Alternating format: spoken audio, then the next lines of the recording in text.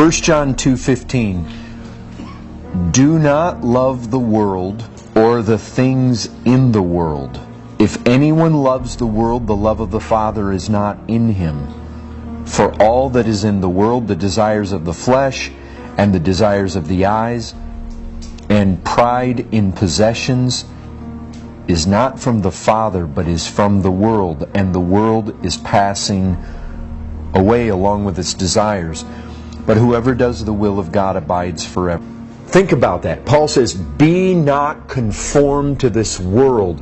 One of the things that wages war against the soul is this world that is constantly pressing on you to conform to it. It's constantly applying pressure to shape you into its form.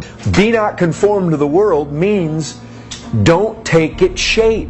Don't allow its realities, its attributes, its character to get somehow molded into your life. A world that is constantly trying to stain us and constantly trying to conform us to it. And it's a pressure. And I have to believe all the more in our day. You know, the truth is, people were people 200 years ago. But look what they didn't have. I mean, do you know how much of the world comes at us through computers and televisions? Do you realize how much? I mean, 100 years ago, they didn't have those things. I mean, right now, do you know how many people are camped in front of a television across our city right now? If you were to guess percentage-wise, 80% probably. In front of a television right now. I mean, you want the perfect indicator of where the world's at? Look at the world's advertising. And that's such an easy and yet very profound indicator of where society is, where the world is. Basically, advertising, it shows you the very heart of what this world's all about. I mean, it shows you what it thinks about sex, it shows you what it thinks about alcohol, it shows you what it thinks about money, about making the other guy look stupid, about self-exaltation, how you ought to dress, what sports stars you ought to worship. The influence that we're exposed to today is just astronomical. Do you guys realize these smartphones that have internet access, they can play movies on it? Do you realize just in the palm of your hand what you have access to today? You've got all this garbage and it's seeking to stain and seeking to conform. Brethren, you got to fight. If you just lay down, this thing will chew you up. Brethren, we got to do battle. Remember, there are anti-soul forces that we're dealing with, and the world is one of them. And all those passions flow right out of this world. This concept of passions and lust is very closely associated with the world. Like 1 John 5:19, we know that we are from God, and the whole world lies in the power of the evil one. What you have is a world order, a system. It's the way the world is, the way the world thinks, the way the world operates. And the devil, and based on what it seems from Scripture, a third of these angels that fell in large numbers, they operate in this world. You get glimpses, like in Daniel, of the Prince of Persia. Definitely not a human being. This Prince of Persia did battle with an angel that was coming to Daniel, resisted him. Michael the archangel had to be dispatched to get him through. We're looking at cosmic forces, just like it talks about these authorities, these powers in heavenly place. They control nations and governments, and there seems to be a hierarchy and a working. And they basically control this world to destroy. That's what he comes for. To destroy, to deceive, to kill. He is cruel in his ways. He comes to do battle against the church. You guys need to get this. There is such a being who it seems at one time was some kind of crowning cherub. He was one of the most, if not the most glorious of the angelic beings. So you've got to know that he had wisdom and knowledge of unbelievable capacity, and he fell, and he took a third of the angels with him. Brethren, he exists to destroy God's people. When you see this dragon in the book of Revelation, I'll tell you what he's doing. He's chasing this woman. This woman, it basically is a picture of the true people of God. It's a picture of true Israel. It's a picture of the one from whom the Christ came, and he is chasing them. He's dogging them, their steps. He does battle with them. Brethren, he is going about seeking to destroy. And what you have to realize is he is in control of this world. The prince of the power of the air, he rules here. I recognize God is sovereign. It's partial dominion at best. It's restricted dominion. We see it in Revelation 20. He's on a chain. But no doubt anyways, in some limited capacity, he has the authority here. He has authority in this world, so much so that he could say to Christ, I'll give you the kingdoms of this world if you bow down to me. Brethren, he is in control. And if you think about that for a second, here we are, put out into the midst of the world as servants of Christ to declare his glory and his gospel. And in the midst of that world, it is controlled by demons all around us all the time, in a sense that it is going to try, that world is going to try to conform us and spot us all the time. And it's with intent. It's not like, well, we just might happen to rub against it when we go out these doors. Brethren, it's the fact that there are armies arrayed against us, working this thing so as to bring us down, to contaminate us, and to conform us into something that won't be useful to Christ, something that will be defeated, something that will be ugly, something that will be unclean. Brethren, this is what's happening. There is a darker meaning. There's a world around us that is a real enemy to the soul. Christ said this, do not be surprised, brothers, that the world hates you. This is a foe that means to do us harm. This is not a foe that hates us and tries to stay as far away from us as possible. This is a foe that is constantly trying to trip us and stain us and mold us into its fashion. So you've got to resist, you've got to fight, and you've got to know that it's for real, and you've got to know it hates you. And it hates you with the kind of hatred that is seeking to destroy you, not stay away from you.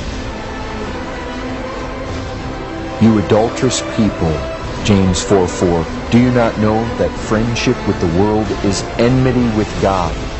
Therefore, whoever wishes to be a friend of the world makes himself an enemy of God. So here's the thing. The world tries to spot you, stain you, corrupt you, conform you, mold you. And basically what this is saying is, if you yield to it, you are an enemy of God. To the people that resist the conformity, they're friends of God, and the world hates them. But if you allow it to bend you, you're an enemy of God. If you like its shape, if you like its fashion, you show hatred to God yourself. This world hates you, this world hates Christ, this world hates God. So, worldliness is what happens to us when the world comes along, seeks to spot us or conform us, and we begin to conform. Good one. It's like Vanity Fair. You remember that in Pilgrim's Progress? You go into Vanity Fair, and you know what they found? They found all the goods and the wares that the world had to offer. And there was British row, and there was French row, and there was German row, and Italian row, and it had all the stuff. And they resisted dressing like the people there. You remember that? Faithful and Christian. They resisted buying what the world had to offer. They weren't interested. And it had all these things to sell. Brethren, Any faith that saves us is faith that overcomes. It's faith that believes that God is so desirable and so lovable, so love-worthy, so worship-worthy. Christ is so magnificent and so worthy to be followed and to be had at all costs. That's what true faith is. It's when I believe that He is a treasure of inestimable value and I'm willing to endure anything to have Him. That's the truth of faith. You see, that's what shows it. That's what we're told. The faith is going to get put to the test. And if it's really true, see how that glorifies Christ? When you bring this faith along that says, I believe Christ is all, and then you say, oh yeah? Well, let's just like Job, let's put it in the furnace. And then it comes out. Wow, it's still good. He still wants God more than anything else. Let's put it in the furnace even more. You bring it out. You see how much God got glory? You see what was going on behind the scenes? Brings God tremendous glory. Well, this is the thing. When you take somebody and you say, oh, God says, let their eyes be open. Let there be light. Let them see the glory of Christ. Okay, now put them in Vanity Fair. See if devil try to sell them the best of your goods. And they come through clean, unspotted, unconformed.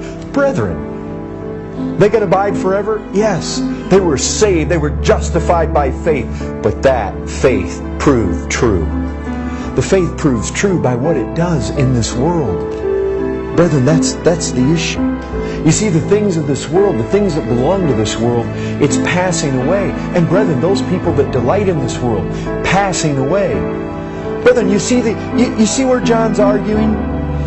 He says, don't love the world or the things in the world. And in verse 17, he says, the world's passing away along with its desires. I mean, can you imagine if people went up to an aircraft and it said, this aircraft is passing away. You will not make it to your destination.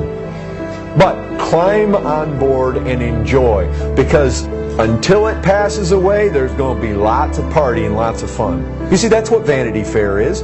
All these people partying, all these people living it up, all these people having fun, but death is just around the corner. That's what that aircraft says. Passing away. This is what John's arguing. He's saying, don't get on board that plane. The ship's going to sink, folks. Don't get on there. And you see what he's saying is, if you love the world, you hate God. You can't have both. You either love God or you love the world. It's the fight to not compartmentalize my life. This is what strikes me. It's the fight to not say, okay, this part of my life is sacred. This part of my life is ordinary. It's secular.